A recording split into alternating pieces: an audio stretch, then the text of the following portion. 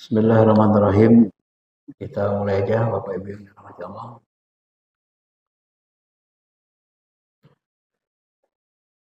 Assalamualaikum warahmatullahi wabarakatuh.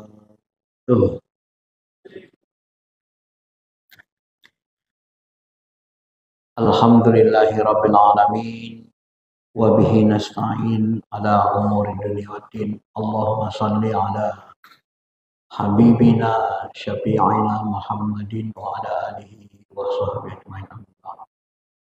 Bapak Ibu, sebelum kita mulai, mari kita baca Fatihah. Mudah-mudahan dilapangkan Allah dada kita, diberikan kita kepahaman, ilmu yang bermanfaat. Dibukakan pintu ma'rifat kita, dikenalkan kita dengan Allah, dikenalkan kepada asma, af'al, sifatnya. Mudah kita memahami keberadaan Allah Subhanahu wa taala sehingga iman kita semakin kuat dan semakin mantap.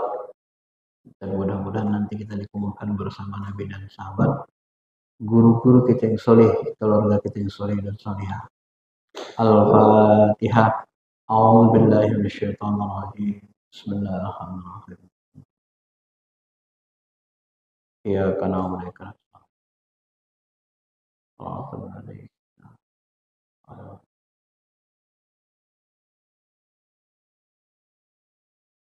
Bapak Ibu yang dirahmati Allah, pagi ini kita akan membahas tentang fi bayan ru'yatillahi ta'ala, penjelasan tentang melihat Allah, pasal ke-9 dari kitab Surah Al-Asr. Ar-ru'yah ala naw'aini, melihat Allah ini ada dua macam. Pertama ru'yah jamaliyah, melihat keindahan zatnya fil akhirah, di akhirat nanti, bila wasitah, tidak pakai perantara, mir'atal qalbi. Jadi melihat keindahan zat Allah itu di akhirat diyakini menjadi akidah Ahlussunnah wal Jamaah tanpa perantaraan cermin hati. Jadi pakai mata kepala. Kemampuan melihat mata kepala di akhirat itu setara dengan kemampuan mata hati, kata Habib Umar. Itu salah satu kelebihan alam akhirat. Karena di akhirat juga jasad kita tidak jasad yang sekarang ini, jasad fisik.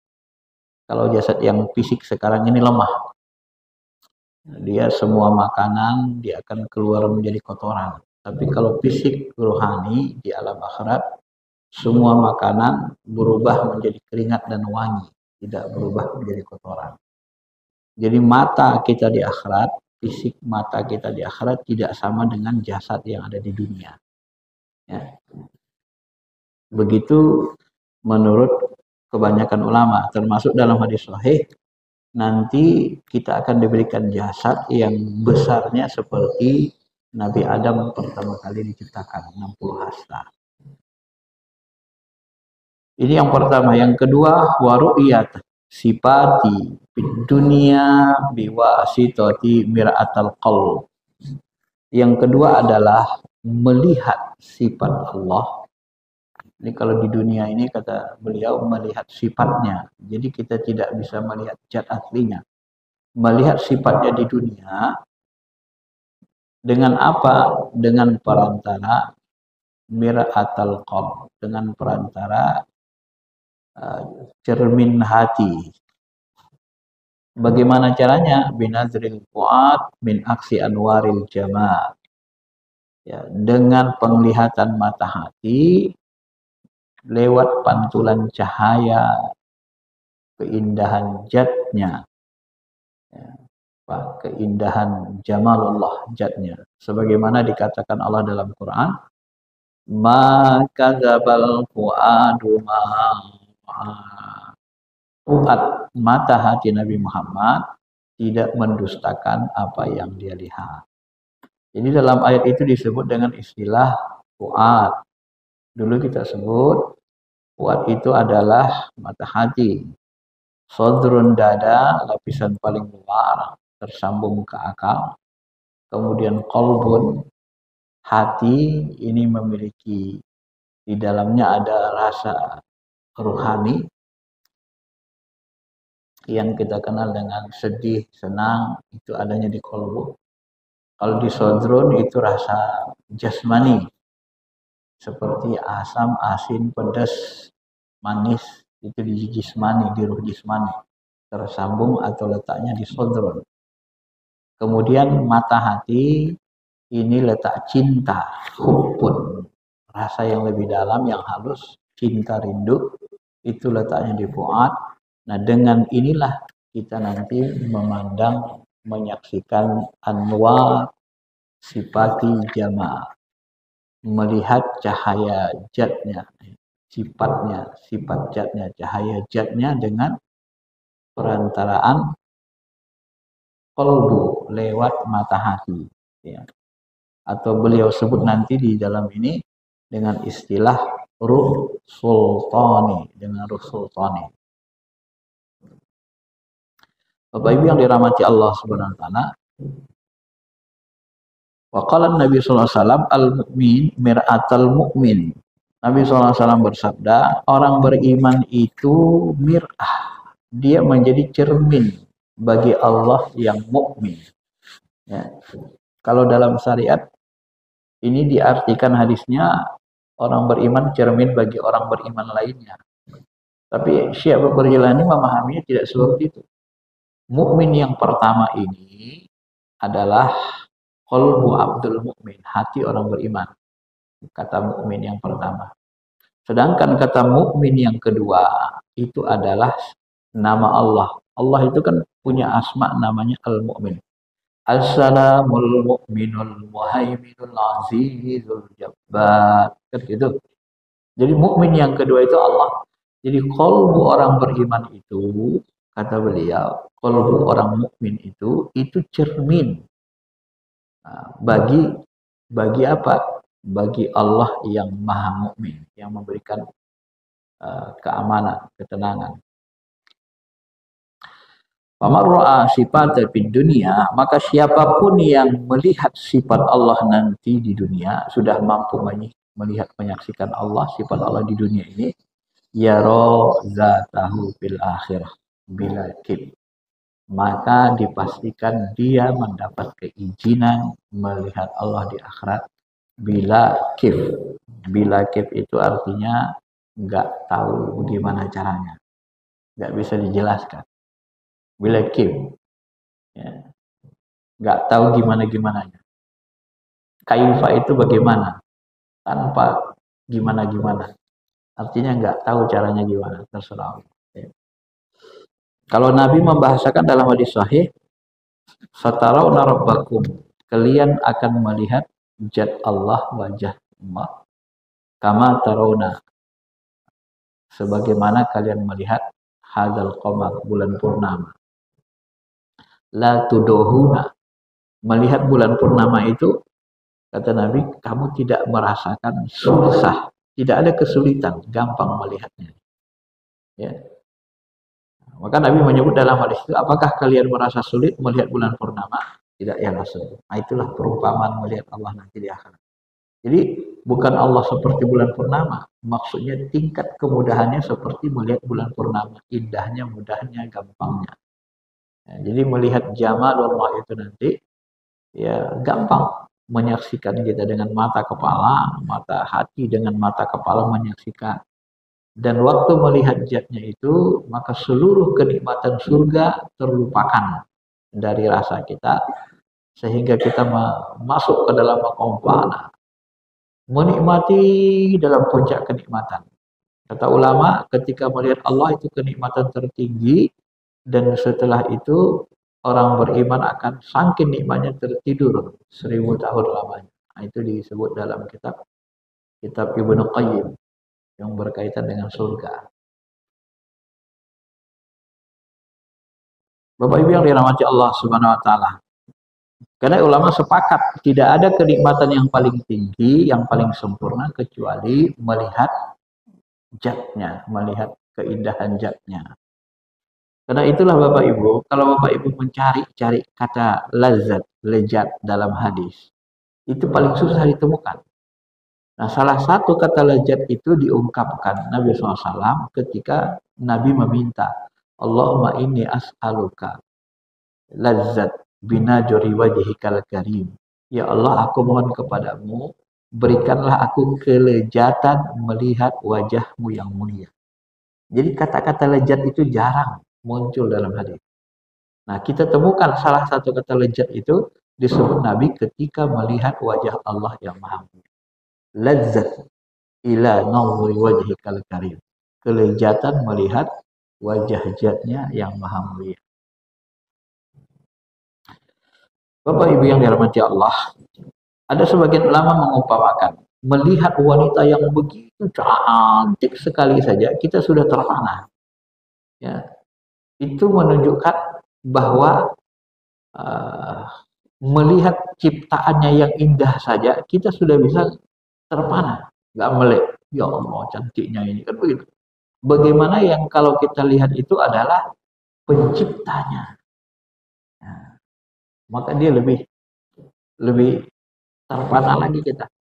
Sedangkan Nabi Yusuf saja, wanita-wanita di zaman Nabi Yusuf itu terpana sampai mereka potong-potong jarinya kan. Mereka nggak sadar jarinya sudah putus semua. Melihat apa? Ketampanan Nabi Yusuf. Nah, bagaimana kalau mereka diperlihatkan dengan wajah jatnya pencipta Nabi Yusuf? Maka lebih tidak bisa lagi menahan diri.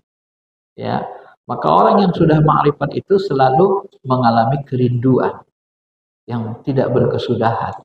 Orang yang sudah dinampakkan jamal, keindahan nurjatnya saja selalu mengalami kerinduan.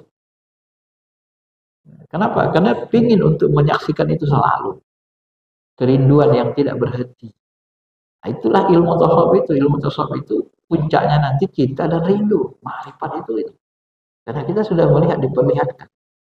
Nur jatnya, nur jamaliyahnya. Cahaya, keindahan jatnya. Belum jat aslinya, tapi masih cahayanya, kata beliau. Ma'asyiral muslimin, Bapak Ibu yang dirahmati Allah. Maka ketika Nabi SAW Isra Mi'raj, ada satu hadis sahih ketika ditanya seorang sahabat, ya, Abu Dzar, ya Rasulullah, apakah engkau melihat zat Allah waktu Isra Mi'raj? Kata Abu Dzar, kata Rasulullah, jawab Rasulullah, annahu ra'a nur. Aku melihat cahaya. Cahaya yang dilihat Nabi itu adalah cahaya zatnya. Ya, aku melihat cahaya. Itu dalam hadis sahih. Walaupun nanti Ibnu Abbas mengatakan waktu Isra Mi'raj itu Allah juga menampakkan zat aslinya kepada Nabi yang oleh Ibnu Abbas disebut dengan ini tadi, maka zabal fuadu ma'a. Nabi Muhammad itu tidak mendustakan apa yang dia lihat. Apa yang dia lihat zat Allah. Inda sidratil muntaha. Dia lihat.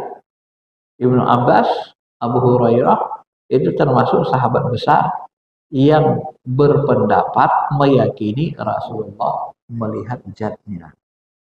Ya, melihat zatnya. Sebagian mursyid kita mengatakan, ya mereka yakin zat Allah itu bisa dilihat kalau Allah memperlihatkan dirinya. Ya. Kalau kita bicara makom zat ini sangat halus. Zat Allah itu bagaimana? Dia nggak ada bentuknya. Salah satu hadis yang berbicara tentang zat Allah adalah ketika Nabi ditanya, ya Rasulullah, aina Allah? Qabla khalaqa kulli syai. Di mana Allah sebelum dia menciptakan segala sesuatu? Ini hadis riwayat Ahmad. Lalu Nabi menjawab, di ama. Allah itu di ama. Ama itu apa? Ya. Ma fawqahu hawa wa ma tahtahu hawa. Ama itu adalah kekosongan murni. Qala al-qadhi, ama itu kekosongan murni. Maka ilmu ma'rifat zat ini sangat berkaitan dengan ilmu kosong, ilmu fana, ilmu mati sebelum mati, ilmu suwung mendekati itu. Ya, suwung dalam bahasa Jawa kosong, isi. Kapan kita bisa menyaksikan Allah, melihat zatnya atau nur zatnya, tatkala kita masuk ke wilayah kosong, tatkala hati kita kosong dari selain Allah. Mana? Kalau kita tidak kosong, tidak mana, tidak bisa. Karena Allah tidak mau mendekati hati-hati yang berisi selain dirinya. Kalau masih ada isi dalam kalbu kita selain Allah, Allah tak mendekat. Dia tidak mau menampakkan nur zatnya. Tapi kalau sempurna kosong kita, hanya ada Allah, la ilaha illallah. Tidak ada yang maujud kecuali Allah. Pada posisi itulah baru kita bisa menyaksikan nur zatnya itu. Itu dalam ilmu Allah. Ya.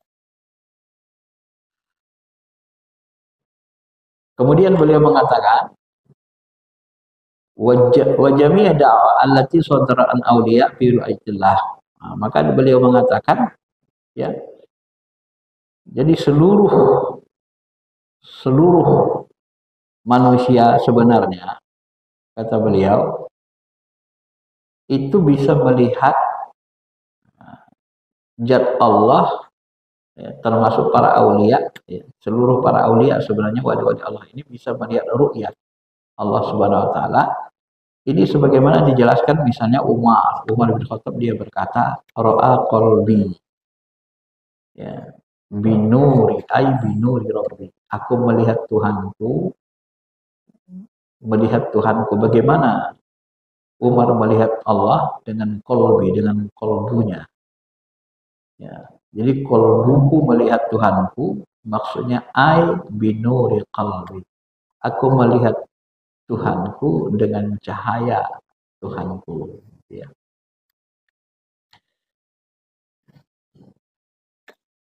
Sama dengan Imam Ali. Ketika ditanya, ya Ali, apakah engkau menyembah? Apakah engkau melihat Allah ketika engkau menyembahnya?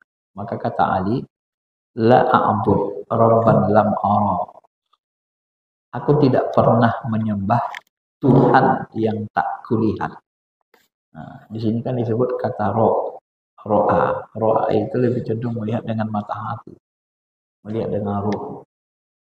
Jadi melihat Allah itu dengan mata hati. Kebuka dulu mata hati, maka dia harus dibersihkan. Ya, dibersihkan. Kalau nggak bersih, nggak bisa nembus. Maka ilmu tasawuf ini disebut tasawuf karena dia ilmu bersih hati. Sopa, ya, harus dibersihkan hati kita. Bapak Ibu yang dirahmati Allah Subhanahu wa taala. Kemudian beliau mengatakan, bagaimana perumpamaan kita melihat nur zat Allah itu? Kama anna mar'a syi'a syams min mishkat wa nahwuha sihalah ayaqula ra'aitu syamsa ala sabil at-tawassuq. Maksudnya begini. Perumpamaan melihat cahaya zat Allah itu adalah seperti, kata beliau, orang melihat ini nanti matahari terbit. Nah, kita lihat dari sini, dari lubang ini kelihatan cahayanya. Maka kita bilang, aku lihat matahari. Benar enggak itu? Begitulah perumpamaannya. Jadi kita melihat matahari tidak langsung zatnya mataharinya, karena kita nggak kuat lihatnya, tapi kita lihat cahayanya, pantulan cahayanya. Ah, itu udah terbit matahari. Kok kamu tahu? Aku udah lihat. Cuman lihatnya dari lubang, mishkat. Ya, dari lubang. Ya. Begitu perumpamaan melihat cahaya zat keindahannya, kata beliau. Kemudian Bapak Ibu yang dirahmati Allah Subhanahu wa taala, wa qad masallallahu ta'ala nurihi fi kalamihi bi i'tibari sifatihi yaqulullah ta'ala. Allah membuat perumpamaan cara melihat nur zatnya dalam Al-Qur'an. Allahu nurus samawati wal ardh. Allah itu cahaya langit dan bumi. Ya, jadi di situ disebut nama Allah. Allah itu nama zat, ismu zat. Jadi sifat zat Allah itu seperti cahaya yang sifatnya menerangi, memberitahu, mengilhami. Ya. Jadi sifat Allah itu seperti sifat cahaya, menerangi, memberitahu. Nah, perumpamaan cahaya Allah itu kamishkatim biha misbah. Perumpamaan cahaya jatnya itu seperti perumpamaan misbah. Itu tadi kalau mukmin mir'atal mukmin. Jadi seperti misbah. Misbah itu apa? Lubang yang tidak tembus cahaya. Misbah itulah yang dimaksudkan dengan qalbul mukmin. Jadi misbah itu lubang yang tak tembus cahaya itu seperti wadah. Nah, di dalam misbah itu ada al-misbahu fi zujajah, ada gemerlap kaca-kaca. Ya, di dalamnya ada kaca. Di dalam miskat lubang tak tembus cahaya itu ada misbah, ada lampu, gitu ya. Nah, kalau miskat itu lubang itu kolbu, kalau misbah itu beliau katakan sirul mu'ad, itu rahasia mata hati. Jadi lampu yang ada di dalam lubang, dulu kan orang suka buat lubang ini, zaman dulu kan. Di dalam lubang ini dibuat lampu. Nah, nanti dilapisin kaca lagi supaya dia terang, menerangi. Jadi miskat lubang yang tak tembus itu kolbu, adapun misbah lampunya itu mata hati. Nah, itulah nanti yang menerangi melihat itu. Ya. Jadi kalau dia hidup lampunya, maka dia bisa melihat cahaya terang. Ya. Ini buat perumpamaan. Ya. Itu yang disebut dengan ruh sultani. Jadi ruh kita, mata ruh sultani, mata hati, itulah yang menyaksikan cahaya jatnya. Ya. Wajujajah, adapun kaca itu yang meliputi itu fuad. Ya, itu mata hati. Kalau tadi sirul fuad, rahasia mata hati. Kalau yang jujajah, kacanya itu mata hati. Jadi mata hati itu berada di dinding kolbu atau berada di kolbu. Kolbu itu wadahnya. Wasifat bidurriyatin, kemudian disifati dengan durriyah. Nah, Tuhan membahasakan kan begitu kan. Dengan gemerlap, dzurriyyatin, bercahaya, memantul, gemerlapan. Kenapa? Karena kekuatan cahayanya yang luar biasa. Isyiddah nuraniyah, karena cahayanya mantul. Nah, jadi gemerlap. Ini perumpamaan yang Allah buat. Ya. Di ayat itu pula Allah menjelaskan tentang sumber cahaya. Apa sumber cahaya? Sumber cahaya itu yuqadu min syajaratin mubarakatin zaitunah. Ya, yaitu pohon talqin. Beliau menafsirkan yang dimaksud dengan syajarah mubarakah, pohon yang berkah itu adalah pohon talqin dan tauhid, keimanan. Ya, pohon zaitun itu pohon tauhid, keimanan, talqin. Asyhadu alla ilaha illallah. Jadi tauhid kita itu talqin itu, dan keyakinan kita kepada la ilaha illallah itulah sumbernya. Ya. Nah, maka dalam tarikat itu kan kalau kita sudah baiat ditalkin oleh mursyid, itu dihidupkan talkinnya kan, itu sumber energi, sumber cahaya. Ketika dia dihidupkan, dia bercahaya, mengalami rasa rindu, rasa cinta, itu akan memantul lebih terang cahayanya. Ya, yang keluar dari lisan kudusi tanpa perantara. Nah, rasa bertuhan yang ada di dalam qalbu kita dihidupkan dengan talqin, ya, itulah nanti ya, yang mampu keluar, yang dimaksud dengan lisan qalb kudusi tanpa perantara, itulah mampu nanti menghasilkan cahaya, dan dialah nanti yang menghidupkan cahaya di lampu, kemudian menerangi cahaya di jujat, di kaca, dan dia bisa menyaksikan Allah Subhanahu wa taala. Jadi beliau merinci gitu kan. Halus kajinya, dirinci seperti itu. Itu perumpamaan bagaimana kita bisa memandang nurjat Allah itu dengan cermin qalbu, dengan mata hati atau mata ruh sultani. Ruh sultani itu Bapak Ibu kemarin kita sebut itu adalah lapis ketiga ini ya, mata hati. Bukan ruh jismani. Kalau ruh jismani tersambung ke mata kepala. Ya. Kalau ruh ruhani itu tersambung ke rasa sedih, rasa senang, itu ruh ruhani. Kalau yang di sini itu rasa cinta, rindu. Jadi di balik rasa cinta, rasa bertuhan itu yang bisa mengantarkan kita kepada wilayah terdekat dengan zat, cinta dan rindu ke Allah tadi.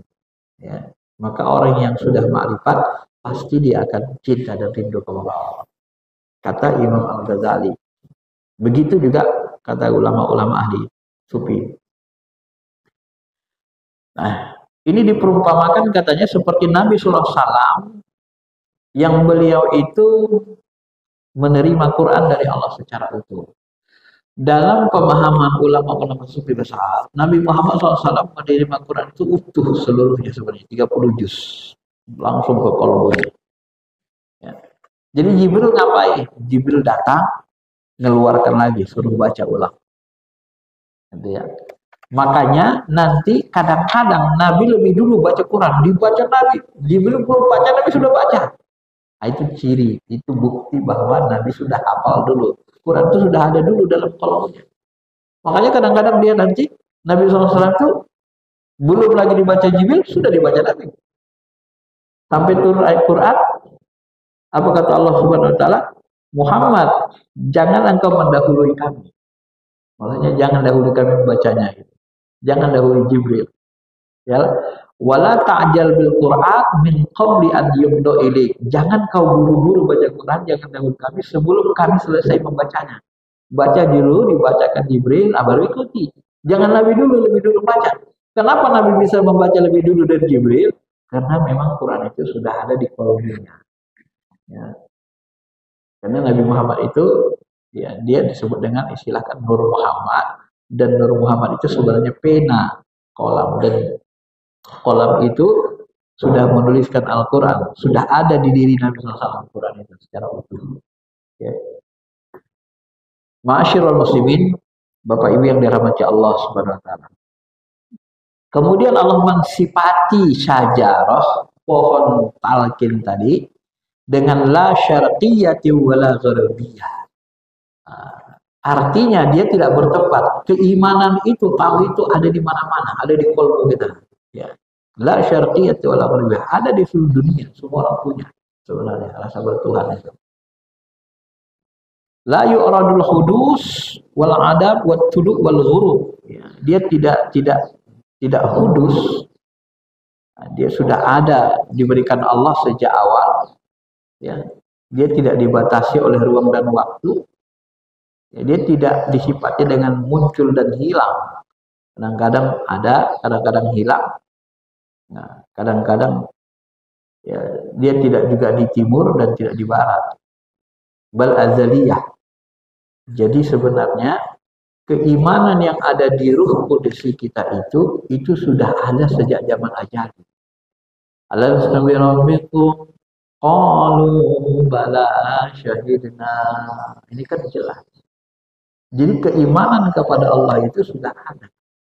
Ketauhidan itu, talqin itu, syahadat itu sudah ada sejak zaman ajali, sebelum ruh kita disambungkan ke jasmani, sebelum kita dihidupkan. Ya, sudah ada. Kita hanya tinggal menghidupkannya. Bagaimana menghidupkannya? Nah, itulah perlu mencari mursyid pembimbing. Ya, ditalqin dan kita bantu dengan berzikir setiap saat. Maka cahaya keimanan itu tidak bisa hilang selama-lamanya, dia terus. Nah, kalau kita menutupinya dengan kegelapan, dia tidak muncul, tapi dia tidak pernah hilang. Apa bukti cahaya keimanan itu tidak pernah hilang? Ya, buktinya Fir'aun nggak pernah hilang. Begitu dia mati, tenggelam, baru dia keluarin lagi kan. Amantu bi rabbi Musa, keluar lagi. Nggak hijau hilang. Cuma dia munculkan waktu mau meninggal, tak diterima. Dia durhaka kan, selama hidupnya durhaka. Maka kalau ada orang mengatakan dirinya ateis, itu sebenarnya dia bohong. Semua manusia dalam kondisi tidak berdaya, tenggelam, dalam kondisi kapal, ya, kapal lautnya goyang mau tenggelam, atau dalam kondisi pesawat terbangnya goyang mau jatuh, itu semua orang akan memanggil Tuhan. Ya. Pokoknya dalam kondisi tidak berdaya, manusia akan memanggil Tuhan. Maka orang yang paling cepat sampai dekat ke Allah ketika dia berzikir dalam kondisi La haula wala quwata illa, nggak berdaya, kosong. Itu rahasianya. Kalau kita masih muncul keakuan, kita merasa hebat, merasa ini, Allah nggak mau dekat. Nggak akan bisa kita merasakan kenyataan Allah. Nggak akan tembus kita, hati kita memandang nurjatnya. Nggak bisa. Harus kosong. Benar-benar kosong, benar-benar tawakal, benar-benar la haula wala quwata illa billah. Baru Allah bisa ditemukan. Maka zikir kosong, zikir munajat itu dilatih. Kosong.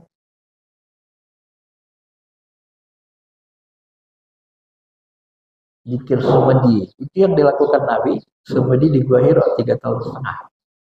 Ada yang mengatakan 40 hari kali 3. Zikir kosong, semedi itu begitu. Itulah tahan. Kosong aja hanya Allah. Sampai dia bersih. Ketika dia bersih, baru dia Jibril datang kan. Iqra, Iqra. Baru dia bisa melihat malaikat Jibril, kebuka mata hati.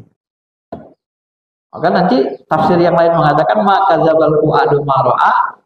Muhammad tidak mendustakan apa yang dia lihat. Sebagian ulama tafsir mengatakan dia melihat Jibril. Tadi mengatakan dia melihat nurjat zat Allah. Ibnu Abbas, sebagian ulama sahabat mengatakan dia melihat Jibril.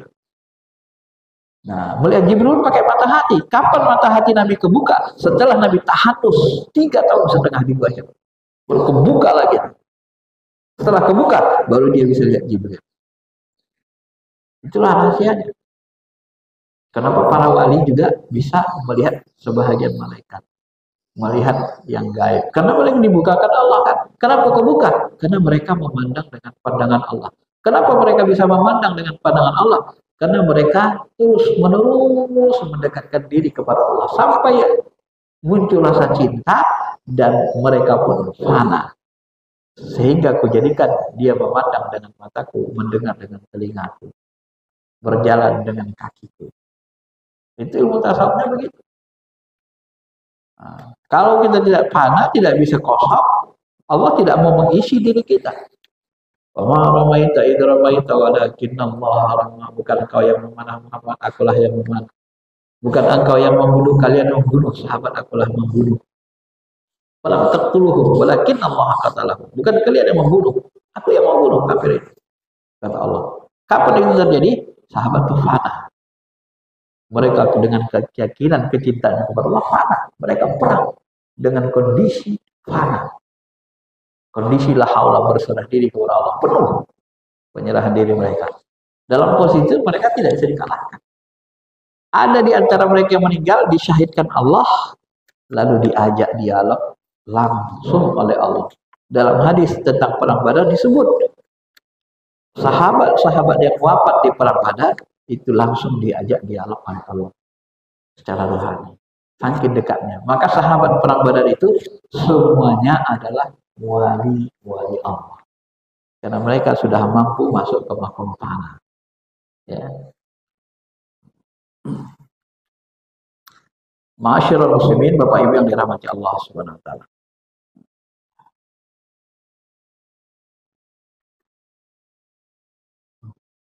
Kemudian beliau mengatakan ya,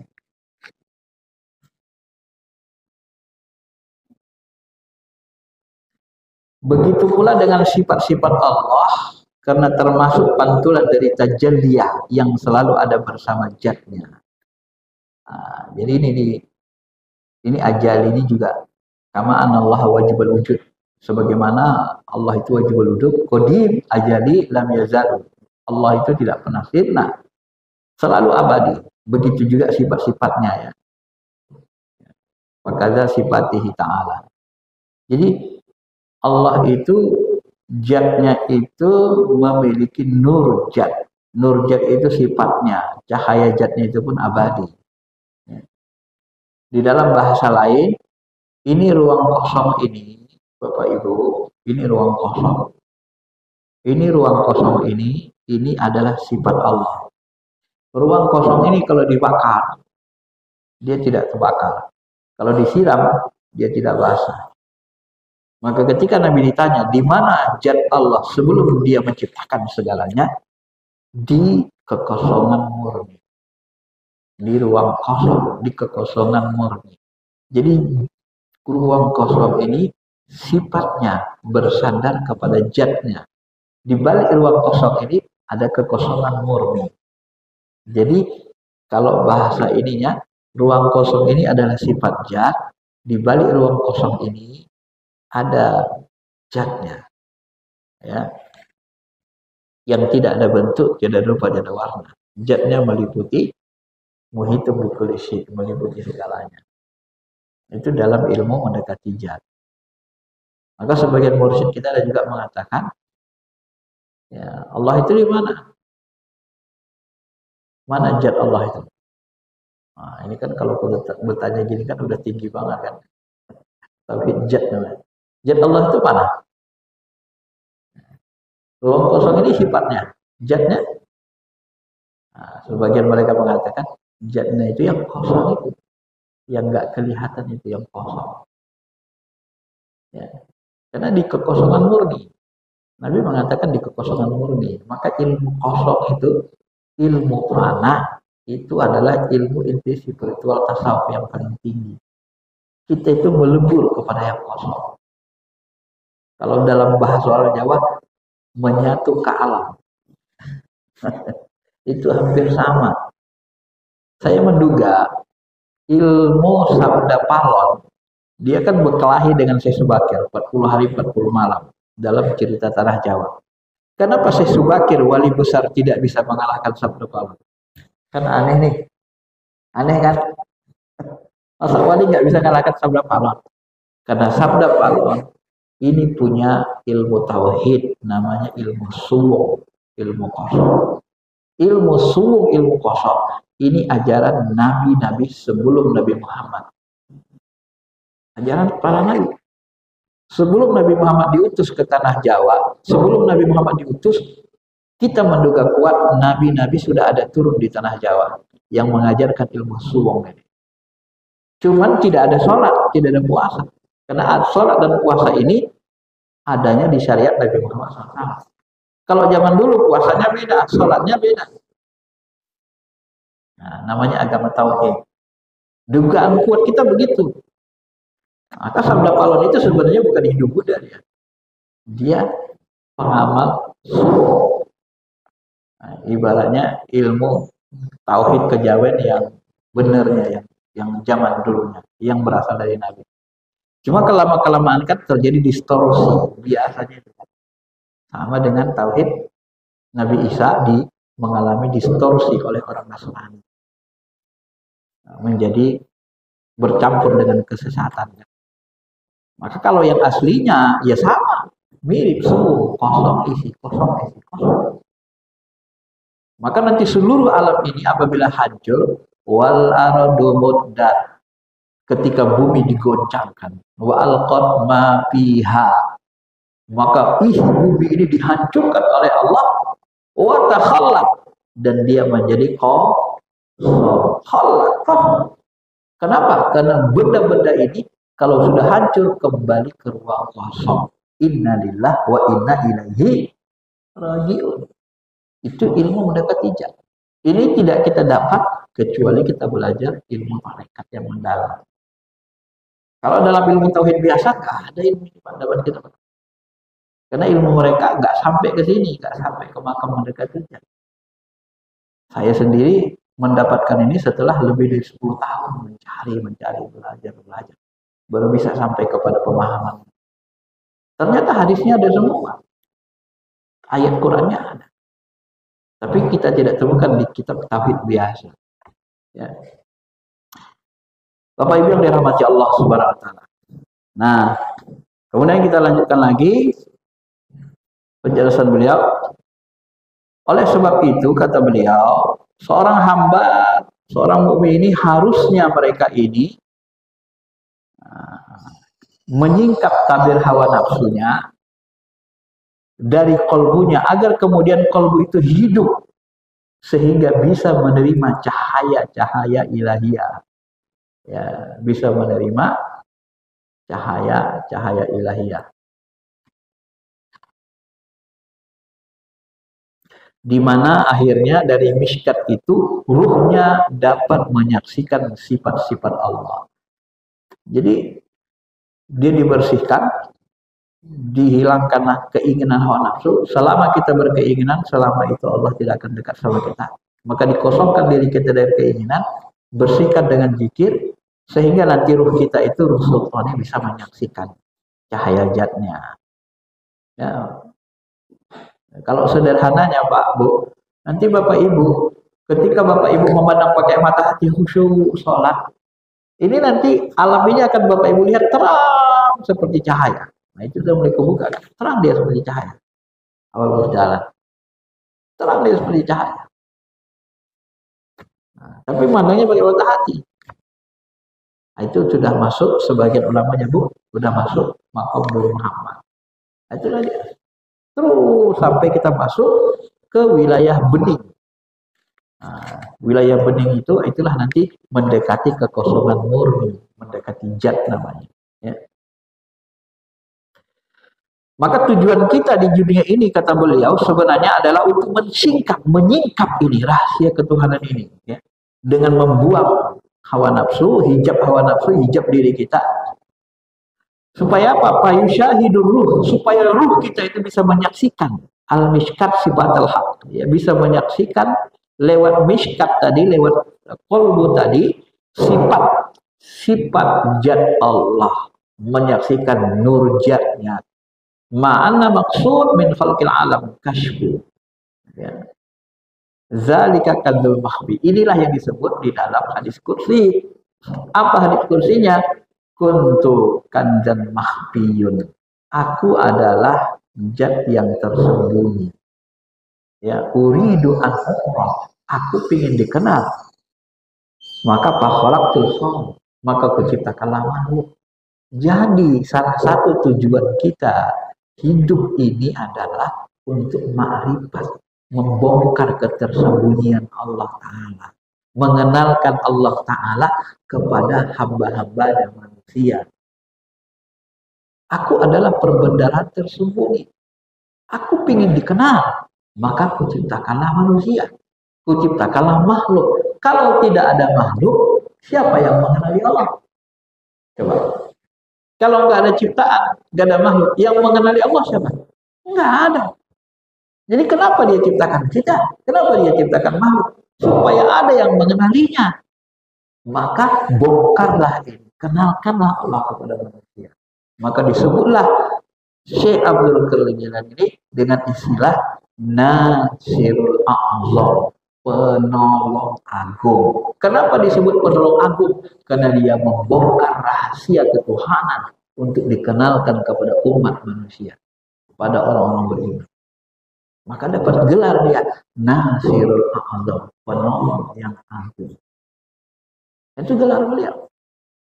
Ya. Dibongkar ini Pak, rahasia lebih rinci. Ya.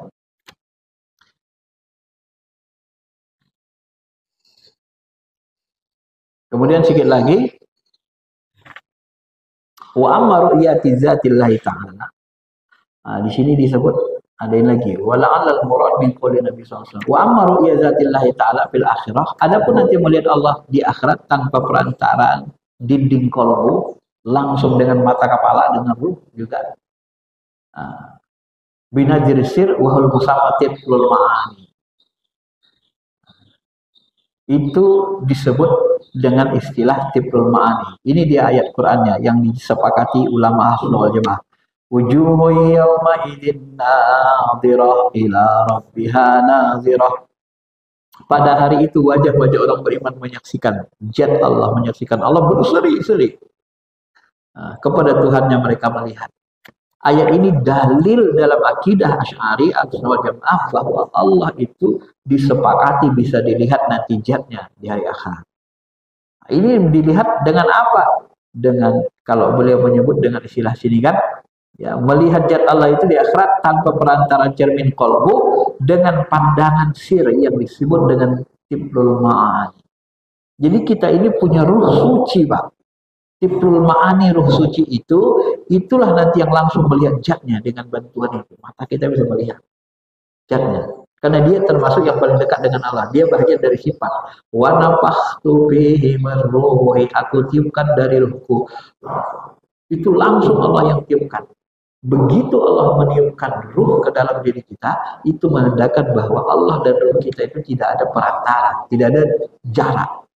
Karena sifat ruh kita itu bagian dari sifatnya. Ya. Beliau menjelaskan lebih dalam lagi, wala'allal murad min qauli Nabi sallallahu alaihi wasallam, ra'aitu rabbi ala suratin syabbin amran. Aku melihat Tuhanku dalam bentuk pemuda yang sangat tampan. Nah, kata Ibnu Taimiyah, ini hadisnya sahih, sanad dan isinya. Oleh sebahagian orang yang tak bisa memahami hadis ini, dikatakan ini hadisnya lemah. Maknanya lemah, dan Ibnu Taimiyah dituduh menjadi mujassimah gara-gara hadis ini. Kenapa? Karena dia menganggap ini sahih dan Allah itu seperti pemuda yang sangat tampan. Nah, Syekhul ini dijelaskan. Jadi yang dimaksud tiplul ma'ani itu adalah aku melihat Tuhanku dalam bentuk pemuda yang sangat tampan. Maksudnya apa? Tiplul ma'ani, bayi maknawi. Ya, pemuda yang sangat tampan itu adalah tiplul ma'ani, bayi maknawi, yaitu tajalli Allah dengan rupa seperti itu di dalam cermin ruh, di mana tidak ada perantara antara mutajalli dan jadi tajalli. Jadi itu seperti cerminan zat. Ya, cerminan zat, cerminan sifat Allah tajalli. Karena Allah itu sifatnya ruhaniyah, bukan jasmaniyah, jismiyah. Jadi tajalli sifatnya begitu. Ya, tetapi kata beliau bukan berarti zat Allah itu bentuknya seperti orang manusia. Karena Allah itu bersih dari segala bentuk rupa dan fisik jenis. Jadi Allah itu tak berfisik. Bukan begitu bentuk zatnya, tapi itu dalam bentuk tajalli. Tajalli itu penampakan sifatnya. Tiplul ma'ani itu bentuknya bersih, bening, cahaya. Itu menunjukkan Allah Maha Suci, begitu jamaahnya. Bersih, Maha Suci, indah, jamak, rohani. Nah, beliau menjelaskan begitu supaya kita tidak salah paham. Maka yang dimaksud dengan rupa tadi adalah cermin, dan yang dilihat bukan cermin dan bukan pula yang bercermin. Jadi bahasanya sangat unik ini kan. Yang dimaksud rupa tadi adalah cermin, dan yang dilihat bukanlah cermin dan bukan pula bercermin. Pahamilah, sebab ini adalah hal yang maha rahasia. Ini semua berada di alam sifat, bukan di alam zat. Kalau di alam zat semuanya sirna. La ilaha illallah, lebur.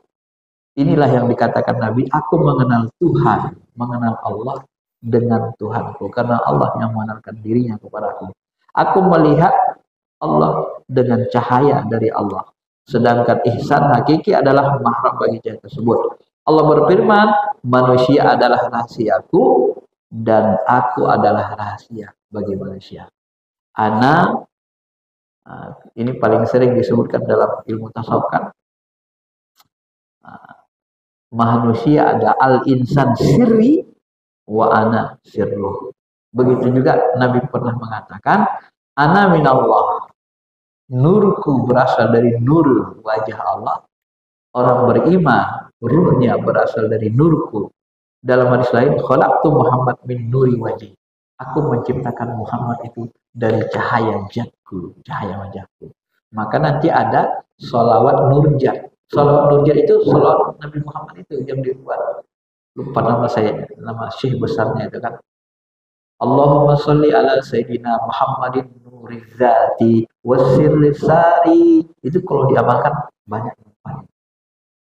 Kalau tak salah saya itu sholawat yang diterima Syekh Imam Saziliyah dari Allah secara ilham. Allahumma sholli ala sayyidina Muhammadin nurizati wasirrisari dan seterusnya. Itu sholawat nurjat yang diterima Syekh Saziliyah dari ilham dari Allah Subhanahu wa taala. Baik, saya kira itu saja penjelasannya. Biasanya sudah ini ilmunya ya, kalau ilmu tasawuf kayak gitulah Pak, kan alam. Dia akan halus. Ya, mudah-mudahan bisa dipahami saja. Ya. Tinggal kita bagaimana membuktikan kebenaran ini, mengamalkannya. Kalau kita bertarekat, nanti kita akan menemukan apa yang beliau katakan ini, kita temukan semua dalam perjalanan seperti itu. Karena beliau ini juga menjelaskannya bukan hanya pakai Quran hadis, tapi dari amal, diamalkan, penampakan itu. Ya, kelebihan orang sufi itu di situ, Pak. Banyak ilham, banyak kasyaf. Jadi Al-Quran dan hadis itu dijelaskan dengan bantuan kasyful ghaib, petunjuk-petunjuk Allah yang ditampakkan di alam ruhani, sehingga mereka memahaminya hadis itu lebih gampang.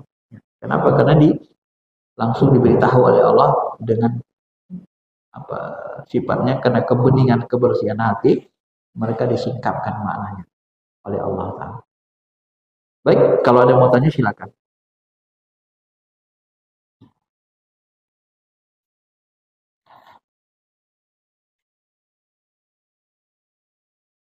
Ada yang mau tanya? Ya, silakan, Pak.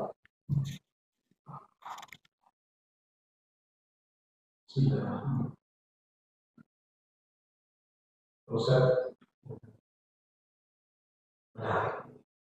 dalam kegiatan ibadah kita sedang sholat, dimana maka itu sholat mencari khusyuk. Apakah dengan mempelajari syariat dalam sholat itu kita otomatis akan mencapai kata, sedangkan dalam di sholat bahwa khusyuk di satu sisi isya itu kan karena kata ibadah Allah. Nah, ini berkaitan dengan pahala itu. Ya. Jadi setiap orang buat kesalahannya dari situ. Bagaimana bisa mencapai itu? Kita bisa kita tanpa mereka bisa hanya mengandalkan Syariat. Ya. Iya. Yang kedua, saya berusaha mencoba melakukan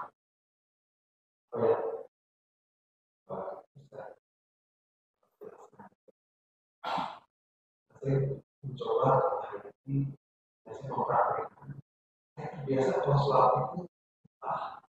itu mengerjakan.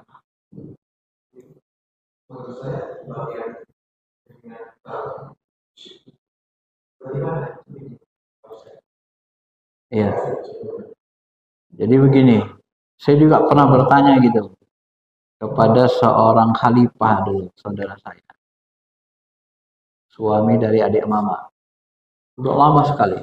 Itu saya baru selesai S1 tahun 99. Kayaknya baru 99, 98. Bisa nggak orang mengenal Allah kalau hanya mengenalkan ilmu fikih, syariat-syariat saja? Dia lama jawabnya. Agak lama mikir dia. Terus dia bilang, nggak bisa kayaknya sama. Gitu, nggak bisa. Gitu. Karena nggak ada yang nunjukin, Pak. Nggak ada yang ngajarin. Nggak bisa. Berat, Pak. Kalau saya kembalikan ke diri saya, pengalaman saya belajar fikih. Saya kan S1, S2, S3-nya syariah. Syariah ini kan hukum Islam fikih. Memang nggak ada pelajaran seperti ini, Pak. Pelajaran tentang ketuhanan nggak diajarkan. Karena yang diajarkan cara ibadah jahirnya saja.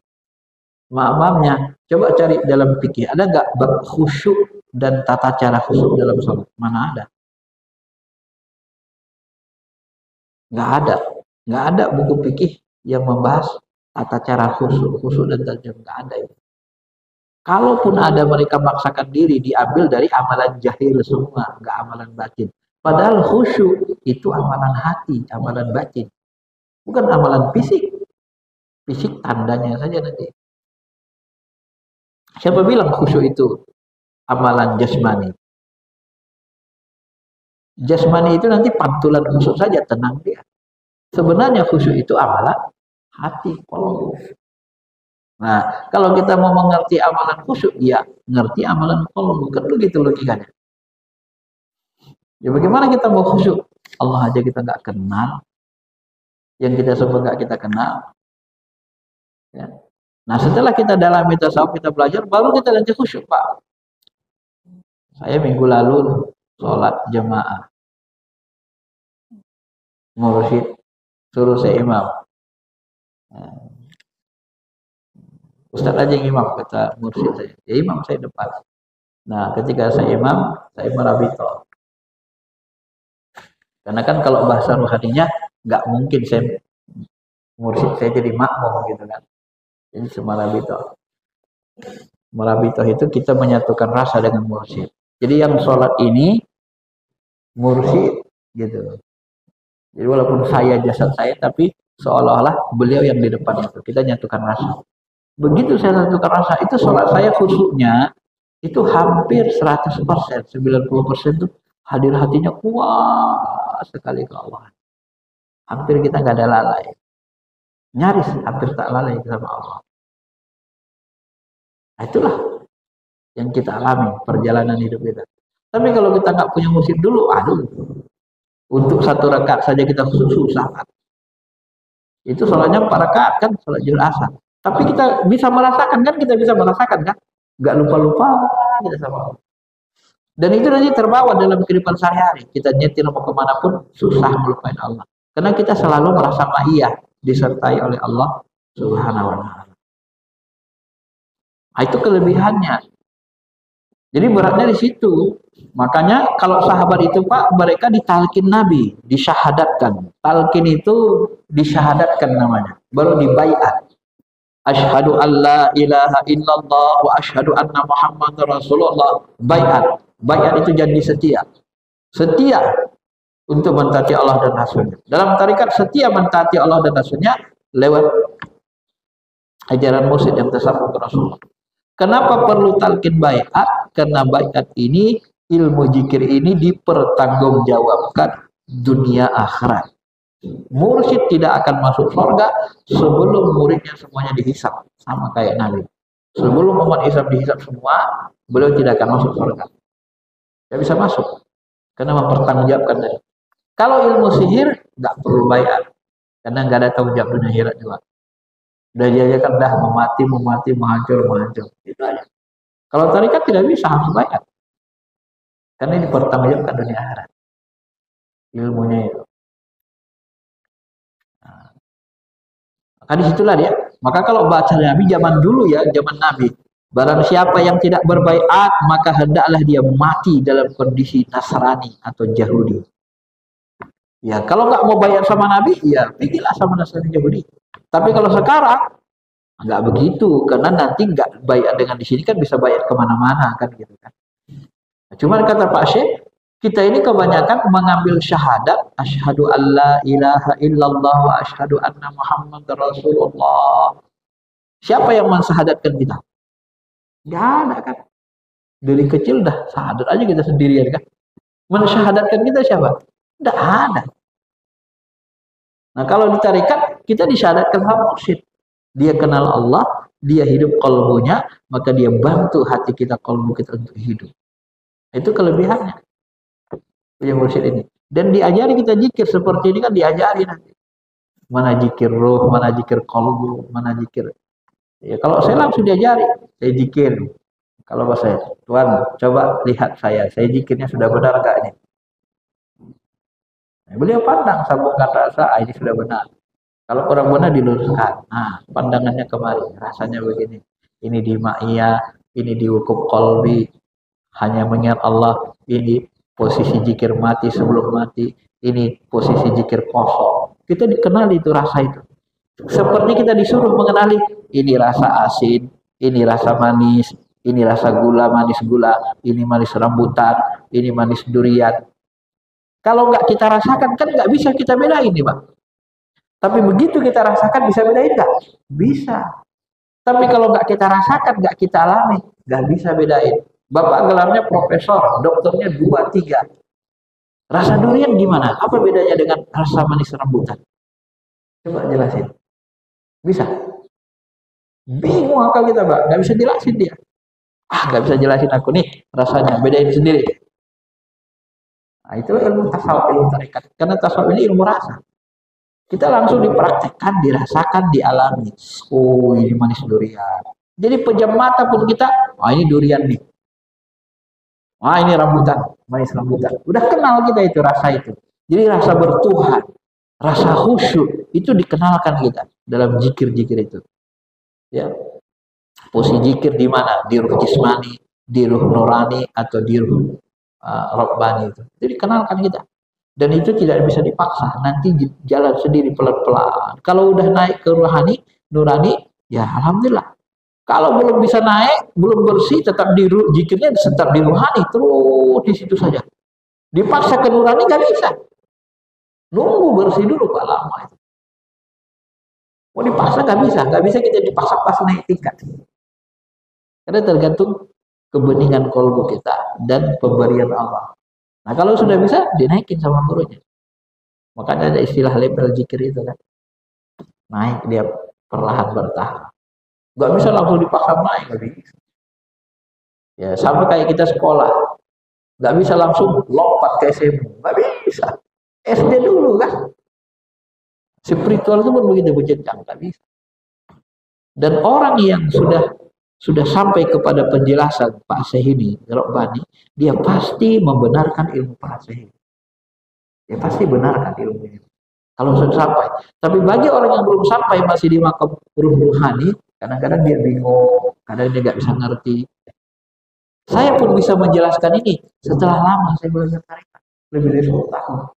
Kalau dulu nggak ngerti saya Pak, saya baca pun nggak masuk ke kotak saya, nggak masuk, nggak bisa jelasin saya, nggak masuk kotak saya.